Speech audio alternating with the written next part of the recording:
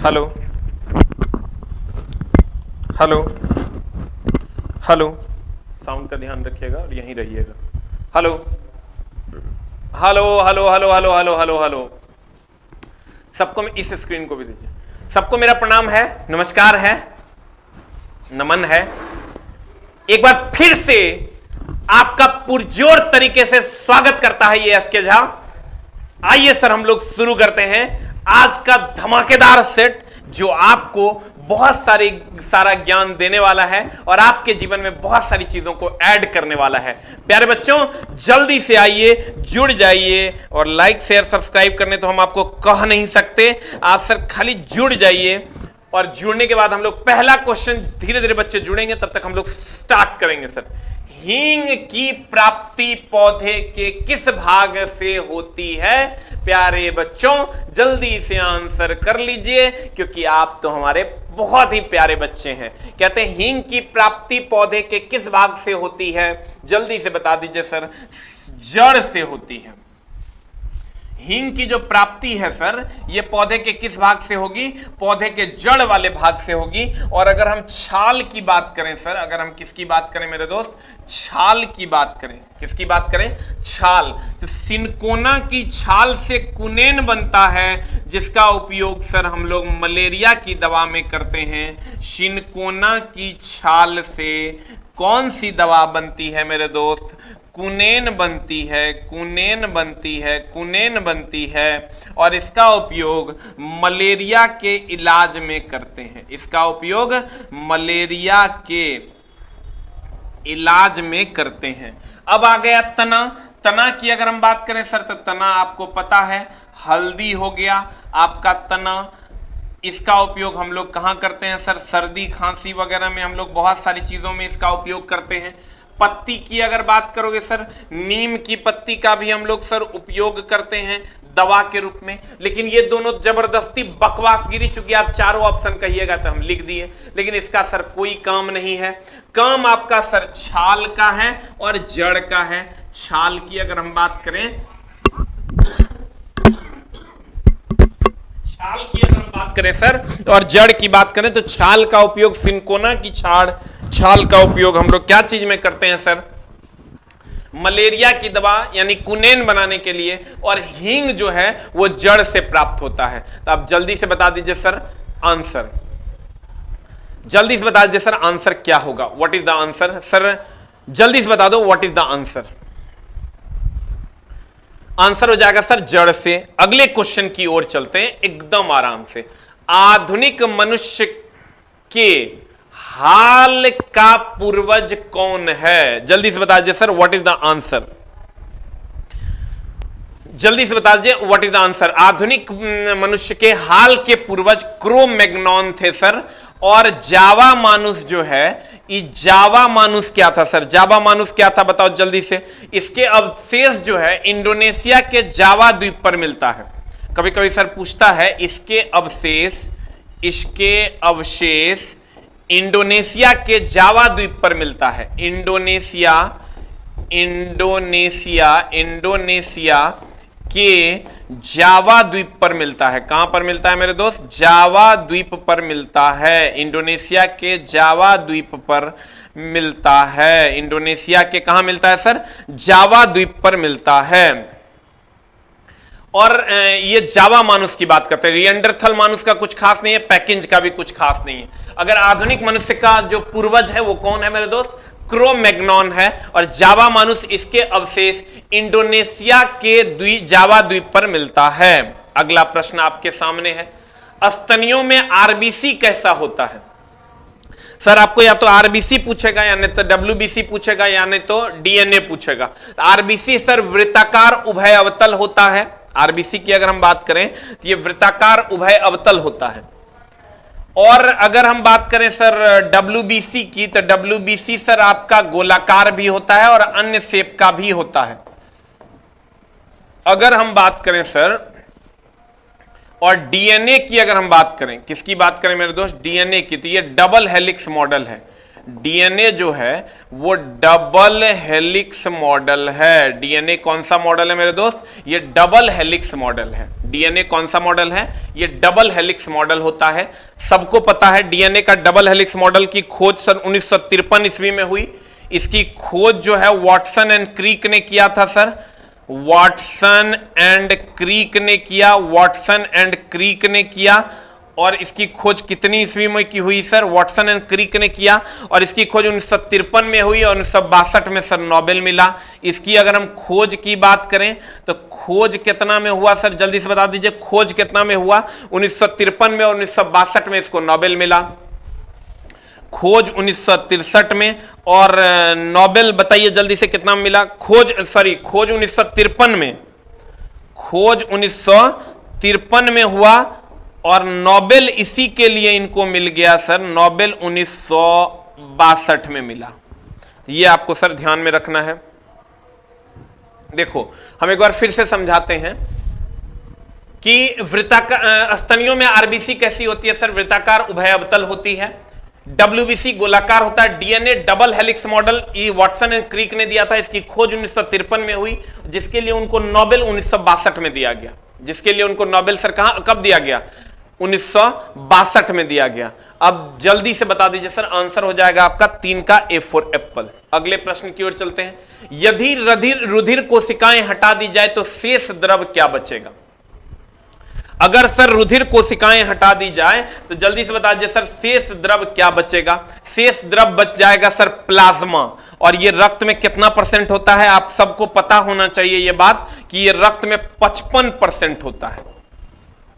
अब अगर हम बात करें सर सीरम की, सीरम का उपयोग क्या चीज के लिए करते हैं? जल्दी से बता दीजिए, what is the use of serum?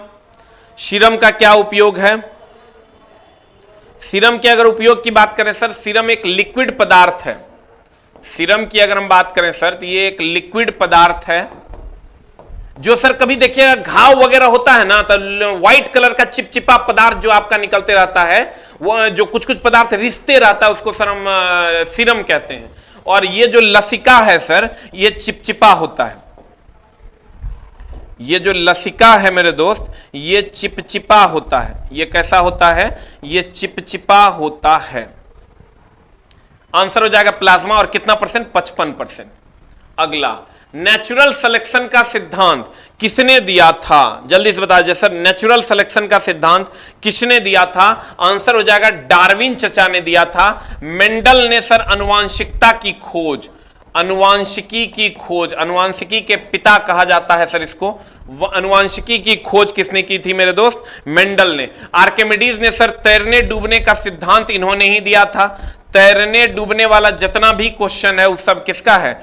Archimedes का सिद्धांत है। और न्यूटन का तो सर पूरा फिजिक्स से इन्हीं का था, पूरा फिजिक्स से इन्हीं का था। तो आंसर हो जाएगा सर सी फॉर कैट। अगला क्वेश्चन, मेंडलीफ ने की आवर्त सारणी। ये क्वेश्चन सर बहुत दिनों के बाद आया है और क्वेश्चन बहुत बहुत बहुत पहले ही आया था और पहले ही खूब हम पढ़ाते थे।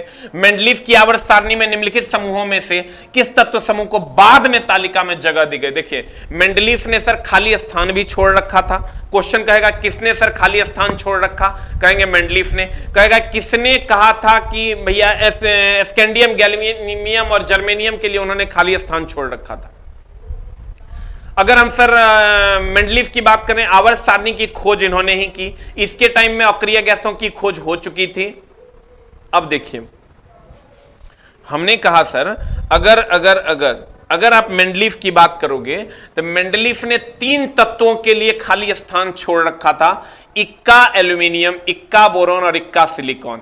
इक्का एल्यूमिनियम बाद में गैलियम बना, इक्का बोरोन बाद में स्कैंडियम बना और इक्का सिलिकॉन बाद में जर्मेनियम बना। इक्का और भी है, इक्का मैंगनीज है वगैरह वगैरह भी है, लेकिन इसको सर याद रखने की कोई जरूरत नहीं है। आप इसको याद ना करें तो ज्यादा बेहतर है। आपको सिर्फ 3 को याद रखना है। क्या क्या याद रखना है मेरे दोस्त? इक्का एल्यूमिनियम गैलियम, इक्का बोरोन हो जाएगा स्कैंडियम, इक्का सिलिकॉन हो जाएगा जर्मेनियम। इक्का एल्यूमिनियम हो जाएगा गैलियम, इक्का बोरोन हो जाएगा स्कैंडियम, इक्का सिलिकॉन हो जाएगा जर्मेनियम। ये 3 इक्का है सर जी जो आपको सर मिलेगा और तीनों को आपको पढ़ना है। इक्का एल्यूमिनियम, इक्का बोरोन, इक्का सिलिकॉन, ये तीनों इक्का आपको पढ़ना है, एकदम पढ़ना नहीं है सर, याद रख लेना है। यानी गैलियम, स्कैंडियम और जर्मेनियम को बाद में इनके पीरियोडिक टेबल में सर जोड़ा गया। आप कहिएगा सर पीडीएफ कहां मिलेगा, तो पीडीएफ सर का लिंक ऊपर में दिया हुआ है सर, सारे क्लास का पीडीएफ उसी लिंक पे आपको जाके मिल जाएगा। और रीजनिंग की क्लास सर आपकी मंडे से हो पाएगी। इक्का एल्यूमिनियम, इक्का बोरोन, इक्का सिलिकॉन, यानी इक्का एल्यूमिनियम हो जाएगा गैलियम, इक्का बोरोन हो जाएगा सिलिकॉन स्कैंडियम और इक्का सिलिकॉन हो जाएगा सर आपका जर्मेनियम। अगला, अब यहां क्वेश्चन पे आते हैं सर, यानी 3 गो चीज मिल गया, गैलियम, स्कैंडियम और जर्मेनियम। अब यहां क्वेश्चन यही 3 को सर जोड़ा गया था। कहता है मेंडलीव की आवर्त सारणी में निम्नलिखित समूह में किस तत्व समूह को बाद में तालिका में जोड़ा गया?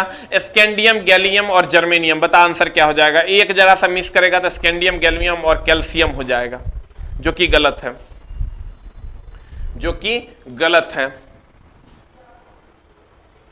द नेक्स्ट वन इज, अगला में हम चलते हैं सर कि यदि जल की सतह उत्पन्न लहर का आवर्तकाल, ये मान लो जल की सतह है, उत्पन्न लहर यानी रिपल्स का आवर्तकाल 0.18 है, यानी सर टाइम दे दिया है आपको, आवर्तकाल यानी टाइम पीरियड दे दिया 0.18 सेकेंड, तथा तरंगदैर्घ्य 9 सेंटीमीटर है, यानी लेमडा का मान दे दिया आपको 9 सेंटीमीटर। तो कहता है उसका वेग क्या होगा? तो वेग के लिए आपको पता है v बराबर n लेमडा होता है, और n क्या है? आवृत्ति है, आपको यह भी पता होना चाहिए कि n is equal to 1/t होता है, आवृत्ति बराबर 1 आवर्तकाल। आप कहिएगा ये नहीं पता है तो मामला गड़बड़ है, आप पिटाई खाने के पात्र हैं। अब जल्दी से बता दीजिए सर, देखिए सबका आंसर आ रहा है, v is equal to lambda का मान है 9 सेंटीमीटर में छोड़ देंगे क्योंकि सेंटीमीटर पर सेकंड में आंसर है, और t का मान हम पुट कर देंगे 0.18, अब पॉइंट उड़ेगा सर, ये 100 हो जाएगा, ये हो जाएगा 50 cm पर सेकेंड इज द आंसर, होगा 50 cm पर सेकेंड इज द आंसर। कहते हैं मेरे दोस्त कि t is equal to 0.18 second हो गया और lambda is equal to 9 centimetre हो गया, ये आपको दिया हुआ है। v बराबर n लेमडा हम जानते हैं, n is equal to 1/t होता है into lambda, put and get the result. हम ही चाहते हैं कि सर जितना भी न्यूमेरिकल हो इतना बार हम लोग बना लेंगे, न्यूमेरिकल को देखते हैं उसको खा जाए सर, जरा सा भी दिक्कत नहीं हो। क्वेश्चन नंबर 7 का ए इज द आंसर। उस ताप का मान ज्ञात करें जिस पर हवा में ध्वनि का वेग 0 डिग्री सेल्सियस पर के वेग का दुगुना होगा। सर ये हमेशा ध्यान रखिएगा, इसका जो फॉर्मूला होता है वो v1/v2 is equal to under root of t1/t2 होता है। v1/v2 is equal to under root of t1/t2। v1 वेग है, t1 तापमान है। अब ध्यान देना, उस ताप का मान ज्ञात करें जिस पर हवा में, ये क्वेश्चन बहुत बार पूछा है, ध्वनि का वेग 0 डिग्री सेल्सियस पर के वेग का दुगुना होगा। मान लेते हैं कि 0 डिग्री सेल्सियस पर ध्वनि का वेग x है, 0 डिग्री सेल्सियस पर ध्वनि का वेग जो है t1, मान लेते हैं 0 डिग्री सेल्सियस पर ध्वनि का वेग x है, तो कहता है वह तापमान ज्ञात करें, वह तापमान ज्ञात करें जिस पर ध्वनि का वेग 2x हो जाएगा। ध्यान दीजिएगा सर, कहते हैं कि उस ताप का मान ज्ञात करें जिस पर हवा में ध्वनि का वेग 0 डिग्री सेल्सियस पर के वेग का दुगुना हो जाएगा। 0 डिग्री सेल्सियस पर वेग मान लेते हैं x है, तो कहता है वह तापमान ज्ञात करें जिस पर यह दुगुना हो जाएगा, यानी 2x हो जाएगा। लेकिन सर ये ध्यान रखिएगा, फॉर्मूला में जब भी सर डिग्री सेल्सियस का सवाल रहे, मतलब तापमान इन्वॉल्व रहे, उस डिग्री सेल्सियस को सर केल्विन में जरूर बदल दें। डिग्री सेल्सियस को किसमें बदल दें? केल्विन में जरूर बदल दें, ना तो मामला गड़बड़ हो जाएगा। अब देखो ये x है, ये 0 डिग्री सी है, इसको केल्विन में बदलेंगे तो 0 + 273 यानी 273 केल्विन हो जाएगा। अब इसको पुट कर दीजिए, you will get the answer, और जो आंसर आएगा वो केल्विन में आएगा, फिर उसको डिग्री सी में बदलना होगा। v1/v2 is equal to t1/t2 लगा दीजिए। v1 का मान है x, इसका मान है 2x, is equal to T1 हो गया 273 अब बट्टा T2 हो गया। यहां से आप निकालिएगा x कट जाएगा, ये स्क्वायर आएगा 1/4 आ जाएगा। T2 इज इक्वल टू 273 गुना 4 केल्विन हो जाएगा। यहां से T2 निकालिएगा, आपका आ जाएगा, बताओ कितना, 4 तिया 12 के 2, 4 तिया 12 के 2, आज 4 7 28 29, 4 दुनिया 8 1 10, 1092 केल्विन। इसको डिग्री सी में बदलिएगा, T2 is equal to 1092 minus 273 is equal to 819 degree C is the answer. देखिए अब एकरा में झोल की है चला, ये सब बोले ना पढ़ाई लिखाई चला बड़ा पेशेंस का चीज है। समझो तो समझो और नहीं समझो तो फिर नहीं होगा, ठीक ना। तो हम तो कहते हैं अगर तुम्हारा कोई एक सब्जेक्ट अच्छा हो जाता है तो भगवान से मनाना कि नौकरी नहीं हो। अब तो इस बात पे हो सकता है आश्चर्यचकित हो, अगर तुम्हारा कोई एक सब्जेक्ट अच्छा हो जाता है मेरे दोस्त तो भगवान से मनाना कि नौकरी नहीं हो, क्योंकि अगर तुम्हारा कोई सब्जेक्ट अच्छा हो गया तो रेलवे के बाप के औकात नहीं है कि तुम्हारा उतना सैलरी दे देगा। एक लाइन के बाद पहले तू किसी एक सब्जेक्ट को अच्छा तो करो। कोई एक सब्जेक्ट आपका अगर अच्छा हो जाता है तो रेलवे के बाबूजी का औकात नहीं है कि तोरा उतना सैलरी दे दे जितना किसी एक अच्छे सब्जेक्ट के ज्ञाता का होना चाहिए। इसलिए प्यारे बच्चों आप कोशिश कीजिए कि पहले आपका सब्जेक्ट अच्छा हो, रिजल्ट तो अपने आप हो जाएगा। सब कहते हैं तापमान को किसी भी फॉर्मूला में, साइंस में तापमान की बात, अब देखो ये फॉर्मूले बच्चा भूल जाता है। अब बच्चा को ये लगने लगता है कि V1 बटे V2 बराबर अंडर रूट T1 बटे T2 होगा कि T2 बटे T1 होगा, रूट होगा कि नहीं होगा। काहे? क्योंकि गैसियस थ्योरम में एक फॉर्मूला है V और T के बीच, वहां फॉर्मूला है V1 बटे V2 बराबर T1 बटे T2, लेकिन वहां सर V क्या है, आयतन है, और T तापमान है। यहां V ध्वनि का वेग है और T तापमान है, दोनों अलग अलग है। जो गैसियस थ्योरम में V है वो आयतन है और जो यहां भी है वो वेग है, अब दोनों जगह T तापमान है। वहां लेकिन फॉर्मूला होता है V1 बटे V2 बराबर रूट नहीं होता है, वहां T1 बटे T2 हो जाता है। तो सर इतना ना फॉर्मूला के झोल है, इतना ना फॉर्मूला के झोल है कि फॉर्मूला बच्चा को याद ही नहीं रहता था। उसी को देखते हुए सर मैंने वो फॉर्मूला की एक छोटी सी पुस्तक लॉन्च की थी, क्योंकि हम स्टूडेंट रह चुके हैं, हमको पता है कि बच्चों को दिक्कत कहां होती है। तो बच्चों को दिक्कत सर यहां होती है। अब देखो तुमको ये, अब जब भी कोई भी सवाल, आंख मूंद लो, पूरे के पूरे साइंस में जब टेम्परेचर की बात करेगा क्वेश्चन तो केल्विन की बात करेंगे हम। जब टेम्परेचर की बात करेगा क्वेश्चन तो केल्विन की बात करेंगे हम।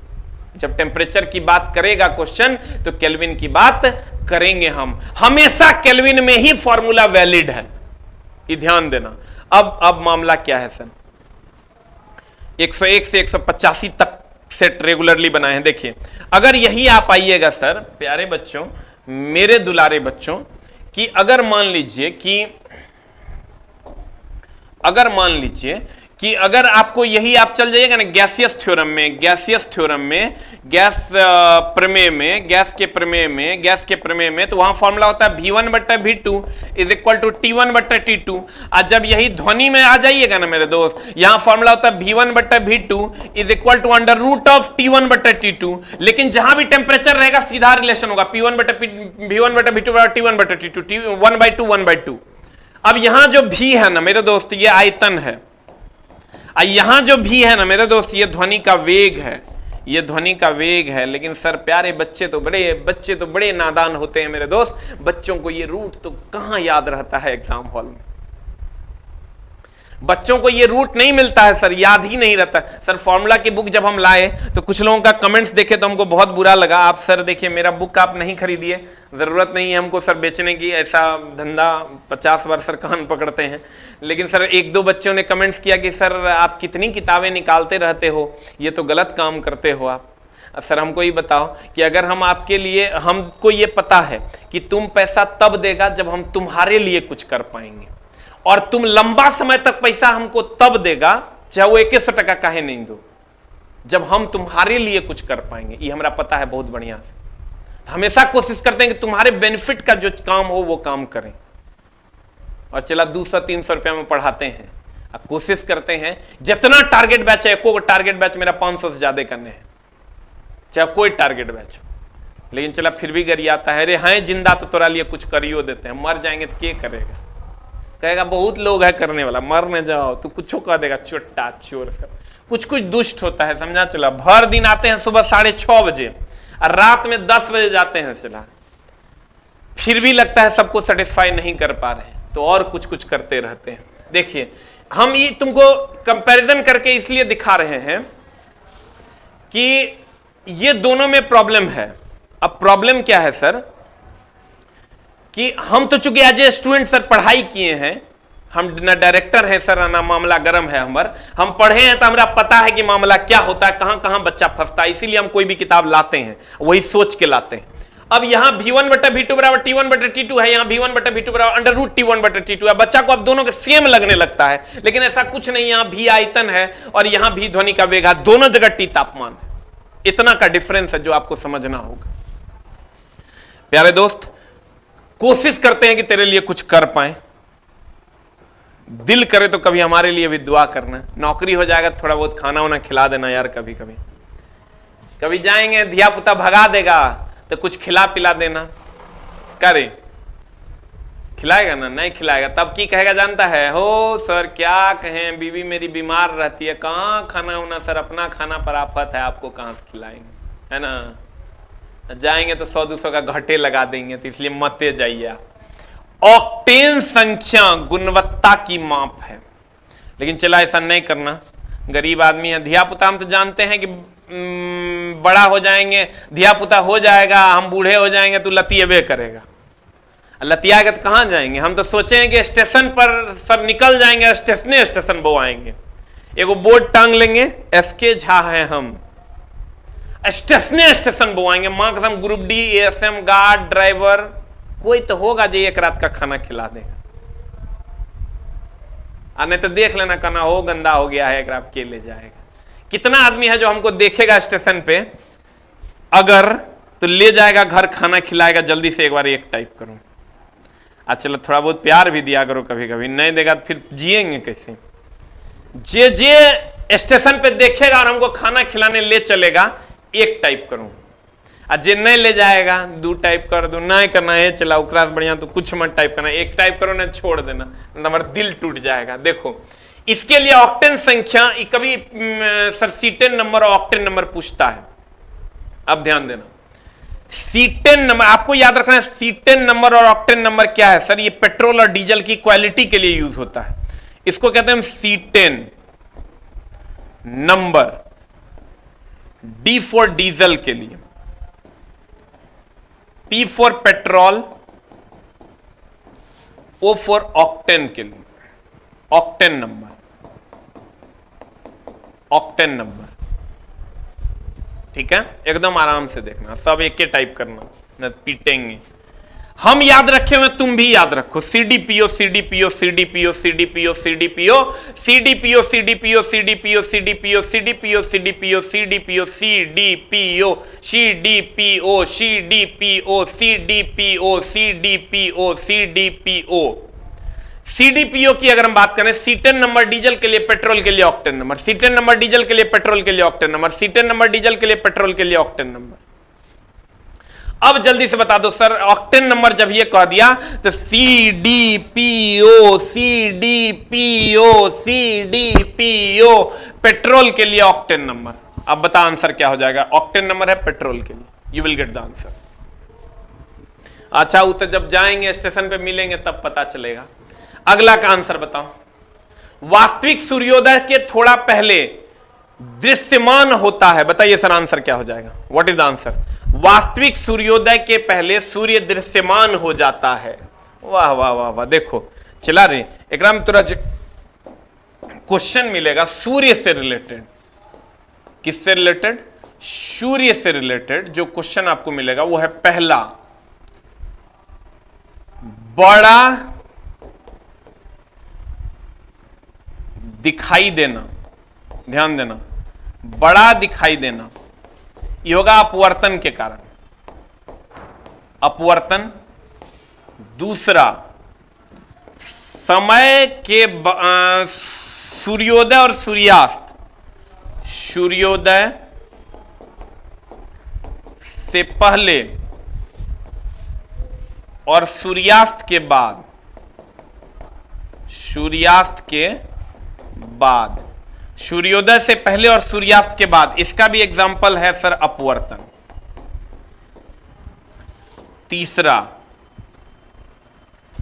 तीसरा की अगर हम बात करें सर, लाल, सूर्योदय और सूर्यास्त के समय लाल दिखाई देना, लाल दिखाई देना, लाल दिखाई देना, इसका कारण है सर विवर्तन या विवर्तन। नहीं, इट्स माई मिस्टेक। देखो हम तोरा की बोले चला, हम अभी तक पढ़ रहे हैं, तोरा कितना पढ़ना है। प्रकीर्णन, प्रकीर्णन का मतलब होता है क्षय। ठीक है, ये 3 बातें सूर्य से रिलेटेड पूछी जाती है मेरे दोस्त। बड़ा दिखाई देना, सूर्योदय से पहले सूर्यास्त के, इसको एक जगह बच्चा देखिए नहीं पाता, उमा कसम कैसे क्वेश्चन बनाएगा, कभी प्रकीर्णन मार देता है, कभी अपवर्तन मार देता है, मामला हो जाता है गड़बड़।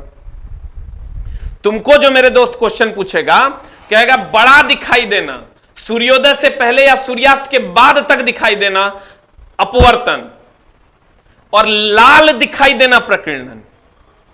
लाल दिखाई देना मेरे दोस्त प्रकीर्णन, लाल दिखाई देना प्रकीर्णन। बस इतने देखो, कुछ भी पूछे तो अपवर्तन और लाल पूछे तो प्रकीर्णन, क्योंकि सारे रंगों का क्षय हो जाता है, केवल लाल का तरंगदैर्घ्य अधिक होने के कारण उसका क्षय कम होता है, प्रकीर्णन कम होता है, इसलिए वो लाल दिखाई देता है। इसलिए सर आंसर हो जाएगा ये, कुछ भी बड़ा दिखाई दे, पहले और बाद दिखाई दे अपवर्तन, और सर लाल दिखाई दे प्रकीर्णन। इतने पूछेगा, बस इतने पर दिमाग लगा दो। वास्तविक सर हमको कलेक्ट करने में 2-3 साल लग गया। प्रकीर्णन स्कैटरिंग सर इंग्लिश में। वास्तविक सूर्योदय से थोड़ा पहले दृश्यमान होता है, तो सूर्योदय से थोड़ा पहले दृश्यमान की बात कर रहा है, लाल दिखने की बात नहीं कर रहा है। आंख मूंद के अपवर्तन मार दो ना, कुछ नहीं सोचना है। अब परिक्षेपण के कारण 7 रंगों में विभक्त होता है, 7 रंगों में विभक्त होता है। कितने रंगों में विभक्त होता है सर? 7 रंगों में विभक्त होता है। कभी कभी पूछता है बालू का चमकना, पूछा है सर आपके, आज ही हम सर सेट कर रहे थे क्वेश्चन। बालू का चमकना, बालू का चमकना आपका हो जाएगा वायुमंडलीय परावर्तन। अब वायुमंडलीय विवर्तन, विवर्तन का कोई खास एग्जांपल नहीं है वायुमंडलीय विवर्तन का। अगला, क्रोमेटोग्राफी तकनीक का प्रयोग किया जाता है। कहता है एकदम आराम से सर पढ़िए, क्रोमेटोग्राफी तकनीक का प्रयोग किया था रंगीन पदार्थों को पहचान करने में, पदार्थों की संरचना निर्धारित करने में, रंगीन पदार्थों का प्रभाजी आसवन, एक मिश्रण, यहां मिश्रण के अवयवी पदार्थों को अलग करने में, यही है क्रोमेटोग्राफी। एक किसी खास मिश्रण के अवयवी पदार्थों को अलग करने में, जैसे चीनी पानी का मिश्रण, चीनी अलग और पानी अलग कर दोगे, ये क्रोमेटोग्राफी कहलाता है। अब सर यहां एक वर्ड है जो तुमको पूछा जाता है, वो है प्रभाजी आसवन। महा भी आई मार लेना मेरे दोस्त, प्रभाजी आसवन।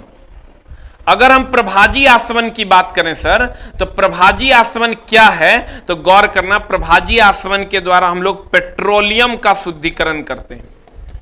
प्रभाजी आसवन के द्वारा हम लोग पेट्रोलियम का शुद्धिकरण करते हैं, पेट्रोलियम का शुद्धिकरण करते हैं। पेट्रोलियम का क्या करते हैं मेरे दोस्त? शुद्धिकरण करते हैं। पेट्रोलियम का क्या करते हैं? शुद्धिकरण करते हैं। प्रभाजी आसवन विधि द्वारा पेट्रोलियम का क्या करते हैं मेरे दोस्त? शुद्धिकरण करते हैं। महाभिवियाय, आसवन द्वारा पानी का शुद्धिकरण, आसवन द्वारा सर पानी का शुद्धिकरण करते हैं।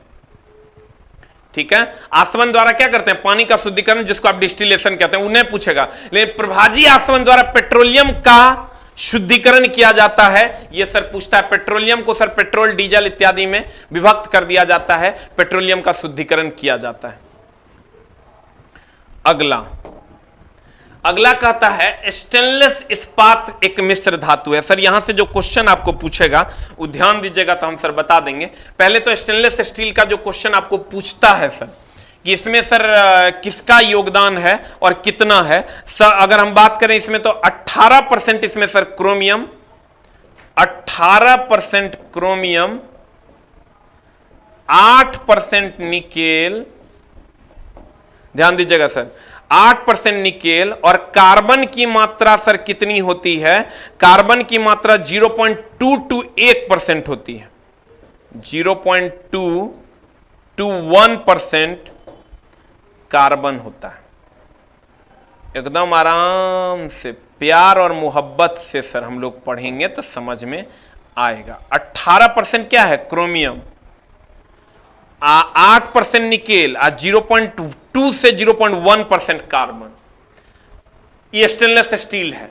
इसमें इसका मतलब इसमें सिल्वर है क्या? कहीं नहीं है, ये कट गया। अल्युमिनियम है क्या? कहीं नहीं, कट गया। क्रोमियम, निकेल और कार्बन। अल्युमिनियम है क्या? कहीं। तो निकेल, क्रोमियम हो गया। इस्पात मतलब यहां लोहा से है, तो स्टील इस्पात है तो लोहा होबे करेगा, तो ये आंसर हो जाएगा। ऐसे भी सर देखने समझने की बात है कि अगर मान लेते हैं कि ये हमको नहीं पता है मेरे दोस्त, ये हमको आंसर नहीं पता है, तो हमको ये तो पता है ही कि सिल्वर तो कभी भी इस्पात में नहीं होगा, एल्यूमिनियम भी कभी भी इस्पात में नहीं होगा, और एल्यूमिनियम यहां भी है तो ये भी इस्पात में नहीं होगा। तो इसका मतलब इस्पात क्रोमियम निकेल हो जाएगा। स्टेनलेस स्टील में इस्पात का मतलब यहां आयरन से है। दूसरा, आपको क्वेश्चन पूछता है सर कि कास्ट आयरन, जिसको आप ढलवा लोहा कहते हैं, कास्ट आयरन में कार्बन प्रतिशत की अगर हम बात करें तो कार्बन प्रतिशत जो होता है, कार्बन प्रतिशत महत्तम होता है 2 से 5%। हम बार बार कह रहे हैं, क्वेश्चन पूछता है, कार्बन प्रतिशत 2 से 5% होता है। कार्बन प्रतिशत 2 से कितना प्रतिशत होता है सर? 5% होता है। 100 बार का पूछा हुआ क्वेश्चन है, इसको जरूर से जरूर नोट करें। और क्वेश्चन ये भी पूछता है सर कि अगर हम इस्पात की बात करें, अगर हम इस्पात की बात करें सर, तो इस्पात को कठोर कौन बनाता है मेरे दोस्त? कठोर बनाता है कार्बन। और इस्पात को कठोर बनाता है कौन? कार्बन। और जंगरोधी की अगर हम बात करें, जंगरोधी की अगर हम बात करें तो जंगरोधी कौन बनाता है मेरे दोस्त? क्रोमियम बनाता है। दोनों अलग अलग है, लेकिन अगर कठोर बनाने की बात कहें ना, कार्बन नहीं रहे ऑप्शन में तो क्रोमियम मार देना, नॉन ऑफ दीज नहीं मारना। आ जा मेरे दोस्त। सर आंसर बता दीजिए। स्टेनलेस स्टील एक मिश्र धातु है, आंसर हो जाएगा ए फॉर एप्पल। अगला, सफेद थोथा, सर थोथा का लिस्ट है, इसको आप जरूर याद रखिए सर। ब्लू विट्रियोल, इसको हम नीला थोथा कहते हैं, नीला थोथा कहते हैं। उसके बाद है ग्लोबल सॉल्ट, तो ये हो गया। जिप्सम आपके सामने, ग्रीन विट्रियोल हरा थोथा, हरा थोथा। और उसके बाद व्हाइट विट्रियोल सफेद थोथा, सफेद थोथा। और उसके बाद इप्सम सॉल्ट हो गया। तो सर ये जो थोथा है नहीं, पूछता है नीला थोथा कॉपर सल्फेट इंटू 5H2O, हरा थोथा आयरन सल्फेट इंटू 7H2O, सफेद थोथा zinc sulphate into 7H2O is the answer. अब सर बता दो जल्दी से आंसर क्या हो जाएगा? सफेद थोथा, सफेद थोथा देखिए आपके सामने है, सफेद थोथा। बता दीजिए सर जल्दी से आंसर क्या हो जाएगा? White vitriol zinc ZnSO4 into 7H2O, that is the answer. ये आपको थोथा तो एकदम याद रखना पड़ेगा सर, मामला एकदम गंभीर है। सफेद थोथा, ये थोथा का लिस्ट है सर, इसका स्क्रीनशॉट ले लीजिए और इसको जरूर से जरूर याद रखिए, एकदम आपको याद ही रखना चाहिए। एक तत्व, देखिएगा सर क्वेश्चन बड़ा कॉन्सेप्चुअल है जो आपके सामने है। एक तत्व के परमाणु, एकदम आराम से पढ़िएगा इत्मीनान से। एक तत्व, कोई एक तत्व है जिसके परमाणु दूसरे सभी तत्वों के परमाणुओं से निम्नलिखित में भिन्न होते हैं। एक तत्व के परमाणु दूसरे सभी तत्वों के परमाणु से निम्नलिखित में भिन्न होते हैं। मान लेते हैं एक तत्व है सोडियम और एक तत्व है, मान लीजिए सर, क्या मानिएगा, अल्युमिनियम। चलिए, कहता है निम्नलिखित एकर 11 23, अल्युमिनियम कितना होता है? अल्युमिनियम 13 27, ठीक ना। अब ध्यान दीजिएगा, हमने कहा कि परमाणु संख्या, परमाणु की संख्या नहीं, ध्यान से देखना, एक ही तत्व के परमाणु दूसरे सभी तत्वों के परमाणु से निम्नलिखित में भिन्न होते हैं। तो सर यहां जब आप गौर से देखिएगा तो इसमें न्यूट्रॉन की संख्या 23 में से 11 गया 12, इसमें न्यूट्रॉन की संख्या 13 दूनी 26 1 27, दैट इज 14। ध्यान दीजिएगा, इसमें हम कहेंगे परमाणु की संख्या में भिन्न होता है, सही बात है। परमाणु की संख्या में भिन्न होता है, सही बात है। न्यूट्रॉन की संख्या भिन्न होती है, ये भी सही बात है। देखो इसमें 12 है, इसमें 14 है, ये भी सही बात है, ये भी सही बात है। तो ये वाला टर्म तो कभी क्लियर नहीं कर पाएगा। एकदम आराम से ये सब क्वेश्चन ना एकदम ठंडा के नहा धुआ के जब बैठोगे ना तब बनाना, ना तो मामला गंभीर होगा। हम थोड़ा जो जुगाड़ बताते हैं बढ़िया समझो, सवाल बन जाएगा। एक ही तत्व के परमाणु दूसरे सभी तत्वों के परमाणु से निम्नलिखित में भिन्न होते हैं। तो एक ही तत्व के परमाणु न्यूट्रॉन में तो भिन्न होवे करते हैं, एकदम होते हैं, न्यूट्रॉन की संख्या में भिन्न होते हैं। परमाणु संख्या में भी 11 13 है, एकदम भिन्न होगा। अब कहता है संयोजी इलेक्ट्रॉन की संख्या। सर देखिए, संयोजी इलेक्ट्रॉन की संख्या, एक है इलेक्ट्रॉनिक विन्यास और एक है संयोजक इलेक्ट्रॉन की संख्या। अब ध्यान देना, यहां है इलेक्ट्रॉनिक विन्यास। इलेक्ट्रॉनिक विन्यास तो अलग अलग होबे करेगा। अगर इसका इलेक्ट्रॉनिक कॉन्फ़िगरेशन आप निकालिएगा तो ये हो जाएगा 2 8 1।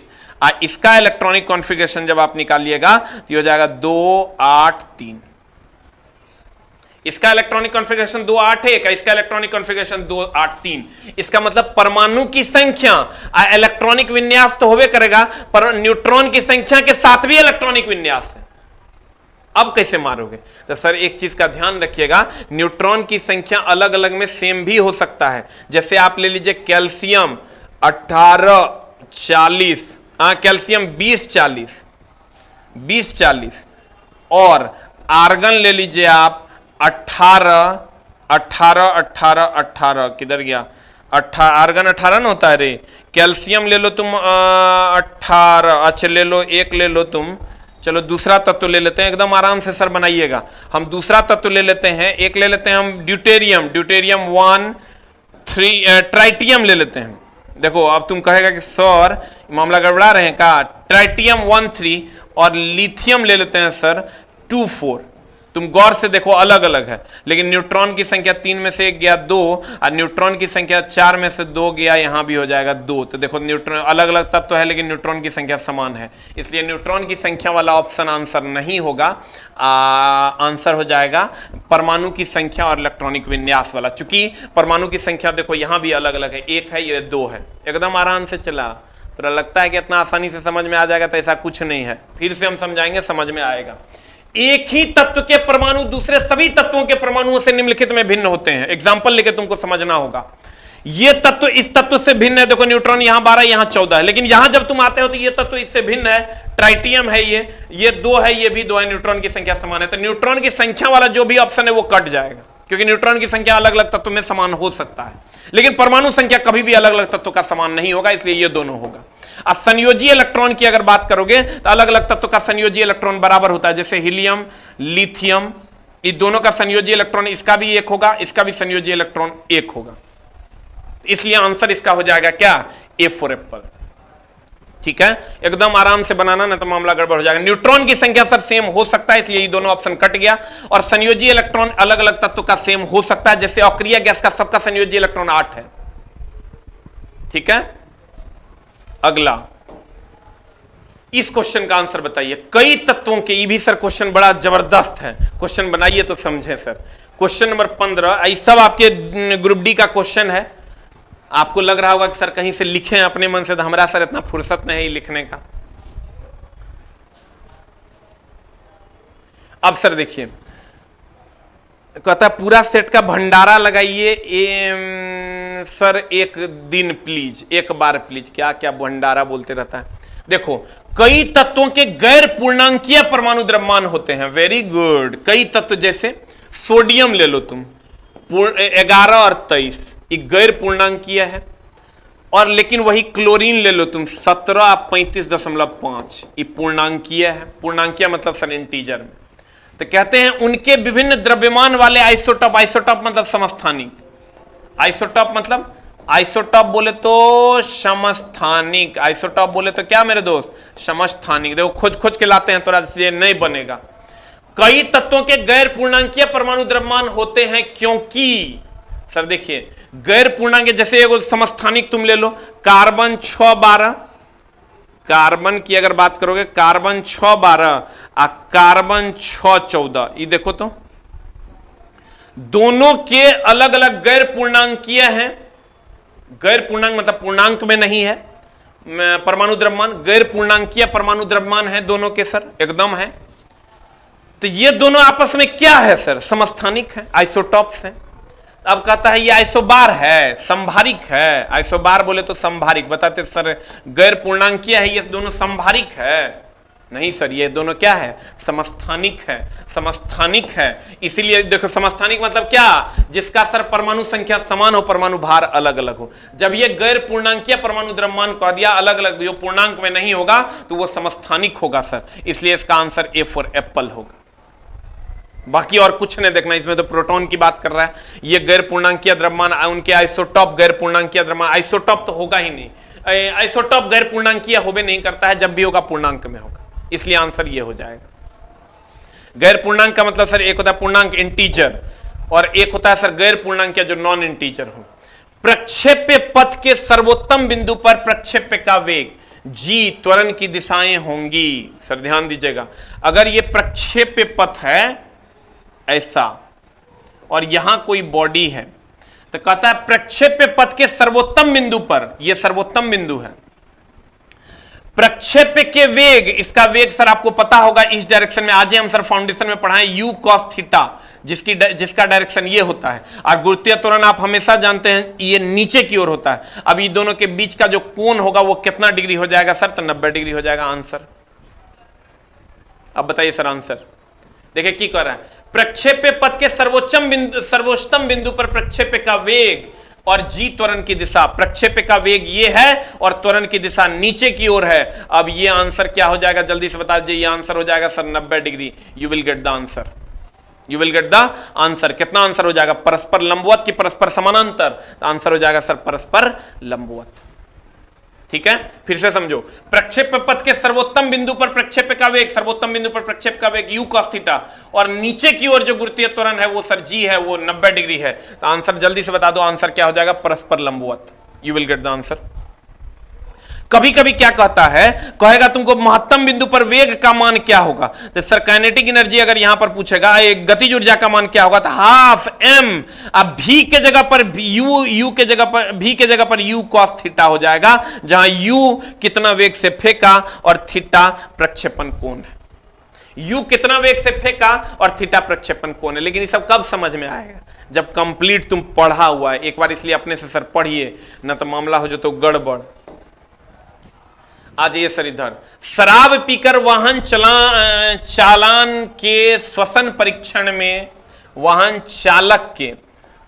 चालक के श्वसन परीक्षण यातायात पुलिस क्या इस्तेमाल करती है? ये तो एकदम तोरा से बनना चाहिए। जो श्वसन परीक्षण, जैसे एक बार तू कहेगा फू, फट से सर बिल निकल जाता है, दारू पिए हुए कि दारू नहीं पिए हुए, और सीधे कहां चल जाता है? एक बार अगर फूंक तू मार दिया, सीधे डीएसपी ऑफिस में मिल जाता है। ऐसा सॉफ्टवेयर बना दिया गया है सर, सीधा डीएसपी ऑफिस में मिल जाएगा कि भैया इस आदमी ने सर मामला गड़बड़ा दिया है। इसलिए प्यारे बच्चों, मामला क्या है सर? देखिए, शराब पीकर वाहन चालक के श्वसन परीक्षण में यातायात पुलिस क्या इस्तेमाल करती है? तो हम कहेंगे पोटेशियम डाइक्रोमेट और सल्फ्यूरिक एसिड। पोटेशियम डाइक्रोमेट और सल्फ्यूरिक एसिड का सर उपयोग किया जाता है। और कभी अगर कहे सोडियम बाइकार्बोनेट और सल्फ्यूरिक एसिड का उपयोग सर आग बुझाने के लिए करते हैं। इसकी भी ध्यान रखिएगा सर, यहां पोटेशियम डाइक्रोमेट की जगह पर अगर सोडियम बाइकार्बोनेट और सल्फ्यूरिक एसिड दे दे, सोडियम NaHCO3 और प्लस सल्फ्यूरिक एसिड, तो इससे सर H2SO4, इससे सर CO2 गैस निकलता है, जिससे हम आग बुझाते हैं। जिससे हम क्या बुझाते हैं मेरे दोस्त? आग बुझाते हैं। और पोटेशियम डाइक्रोमेट अगर दे दे और सल्फ्यूरिक एसिड, तो उससे सर हम लोग क्या करते हैं? जल्दी से बता दीजिए। श्वसन परीक्षण जो दारूबाज का करते हैं उसी से करते हैं। श्वसन परीक्षण जो करते हैं सर, सोडियम बाइकार्बोनेट और सल्फ्यूरिक एसिड से कार्बन डाइऑक्साइड निकलता है, जिससे हम आग बुझा देते हैं। जिससे हम क्या बुझा देते हैं? आग बुझा देते हैं। और सर आंसर हो जाएगा आपका CO2। किससे आग बुझाते हैं? CO2 से। ये कहां से मिलता है? 100 बार का पूछा हुआ क्वेश्चन है। सोडियम बाइकार्बोनेट और सल्फ्यूरिक एसिड से। अब यहां जल्दी से बता दीजिए आंसर सर। यहां तो हो जाएगा पोटेशियम डाइक्रोमेट और सल्फ्यूरिक एसिड, बाद बाकी का कोई यूज नहीं है। अगला, वह तत्व जो ना ऑक्सीकारक है ना अवकारक है। देखो, ये अगर तुमको नहीं पता है मेरे दोस्त, एक होता है ऑक्सीकरण, ध्यान देना, एक होता है ऑक्सीकरण जिसको हम सर अवकारक भी कहते हैं, एक होता है अवकरण, इसको हम ऑक्सीकारक भी कहते हैं। और इसको हम उपचयन कहते हैं। उपचयन अपचयन को रहने दो, इस सब का इंग्लिश सेम में होता है, इसको उपचयन इसको अपचयन कहते हैं। लेकिन सर आपको जो पूछेगा यही दूगो पूछेगा, इलेक्ट्रॉन का त्याग और ई होता है इलेक्ट्रॉन ग्रहण, इतने से क्वेश्चन पूछेगा। इलेक्ट्रॉन का त्याग कौन करता है, इसका एग्जांपल हो जाएगा सर जिसके बाह्यतम कक्षा में 1 2 3 होगा, यानी धातु। इलेक्ट्रॉन ग्रहण कौन करता है सर, इसका एग्जांपल हो जाएगा मेरे दोस्त अधातु। इसका एग्जांपल कौन हो जाएगा, अधातु जो इलेक्ट्रॉन ग्रहण करता है। और जो न त्याग करता है न ग्रहण करता है तो अक्रिय गैस है। अक्रिय गैस मेरे दोस्त न त्याग करता है न ग्रहण करता है, कहते हैं oxidising agent, oxidation, reducing agent, reduction. ये सर पढ़े होंगे आप, इंग्लिश टर्म यही है। वह जो न त्याग करता है, न ऑक्सीकारक है और न अवकारक है, इसका मतलब बाह्यतम कक्षा में 8 इलेक्ट्रॉन होगा, इसका मतलब अक्रिय गैस होगा। और अक्रिय गैस होगा, जल्दी से बता दीजिए आंसर क्या हो जाएगा मेरे दोस्त, 1s2 2s2। बाह्यतम कक्षा में 8 इलेक्ट्रॉन होना चाहिए। ये देखो बाह्यतम कक्षा दूसरी कक्षा है, ये बाह्यतम कक्षा नहीं है, बाह्यतम कक्षा ये पूरी है, दूसरी कक्षा बाह्यतम कक्षा है मेरे दोस्त, दूसरी कक्षा बाह्यतम कक्षा है। तो कितने इलेक्ट्रॉन है सर, 5। इसमें बाह्यतम कक्षा में 6, इसमें बाह्यतम कक्षा में 7, इसमें बाह्यतम कक्षा में 8। अब जल्दी से बता दीजिए आंसर क्या होगा, what is the answer, 6 2 8। What is the answer, answer क्या हो जाएगा मेरे दोस्त, 8। आंसर कितना हो जाएगा, 8। क्यों, क्योंकि ये अक्रिय गैस है। अक्रिय गैस न त्याग करता है और न ग्रहण करता है, लेकिन वही धातु हो जाता तो धातु क्या करेगा, त्याग करेगा, क्योंकि बाह्यतम कक्षा में 1 2 3 इलेक्ट्रॉन होते हैं, और धातु होता तो वो ग्रहण कर लेता। अगला 19, मैनोमीटर। ये तो मारिए देगा तुम। मैनोमीटर क्या करता है मेरे दोस्त, गैसों का दाब नापता है। वायु दाब नापने के लिए बैरोमीटर। दोनों में डिफरेंस है, ये है बड़ी चुट्टी सा चीज, लेकिन मामला गड़बड़ा देगा। और द्रवों का घनत्व नापने के लिए सर, द्रवों का घनत्व नापने के लिए हाइड्रोमीटर का उपयोग करते हैं, हाइड्रोमीटर का उपयोग करते हैं। और तेल का दबाव नापने के लिए सर वेंचुरी मीटर का उपयोग करते हैं। किसका उपयोग करते हैं मेरे दोस्त, वेंचुरी मीटर का उपयोग करते हैं। तो कभी कभी सर पूछता है, सब टाइप के क्वेश्चन सर आपको, अगर शाम में आप सर हमारे साथ होते हैं, हर टाइप का क्वेश्चन हम कोशिश करते हैं कि आपको रिवाइज कर दें ताकि आपको दिक्कत नहीं हो। मैनोमीटर में सर अगर हम बात करें तो वायु दाब बैरोमीटर, गैसों का दाब सर मैनोमीटर, द्रवों का घनत्व हो जाएगा हाइड्रोमीटर, और तेल का दबाव हो जाएगा वेंचुरी मीटर।